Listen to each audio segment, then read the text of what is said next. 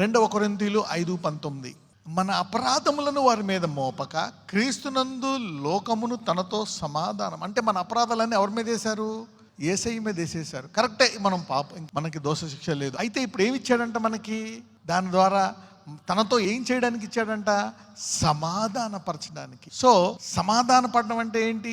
భార్యాభర్తలు సాధారణంగా ఏదైనా సమస్య వచ్చో, అన్నదమ్ములు ఇడిపోయే కుటుంబ సమస్యలు వస్తే ఏం చేస్తాయి? ఆస్తులు వేరే అయిపోతాయి, వ్యాపారాలు వేరే అయిపోతాయి, పిల్లలకి చాలా కష్టం జరుగుతుంది, రకరకాల నష్టాలు జరుగుతాయి అన్నమాట. అదే తిరిగి కలుసుకుంటే మళ్ళా భర్తదంతా భార్యదవుతుంది, భార్యదంతా భర్తదవుతుంది, పిల్లలు ఆశీర్వదించబడతారు, అన్ని రంగాల్లో మళ్ళీ వాళ్ళు ఆశీర్వదించబడతారు. అంటే ఇక్కడ సమాధాన వాక్యం, and has committed unto us the word of reconciliation. అంటే ఇప్పుడు మనము దూతల కంటే కొంచెం తక్కువగా చేయబడ్డాం. తక్కువగా ఉన్నప్పటికీ కూడా దేవునితో మనకి సంబంధం ఉండేది ఏదైనా తోటలో.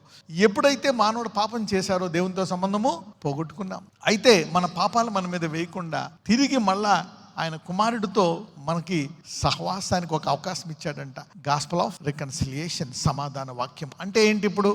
ఇప్పుడు క్రీస్తు ఏ రకంగా అయితే ఈ భూమి మీద జీవించాడో, ఏ రకంగా ఆధిపత్యం కలిగి ఉన్నాడో, ఏ రకంగా తండ్రి నుంచి పొందుకున్నాడో, ఆ సామర్థ్యాన్ని మనమందరము కలిగి ఉండుటే సమాధాన వాక్యం. ఇది సమాధానం అన్నమాట. So the word will restore us back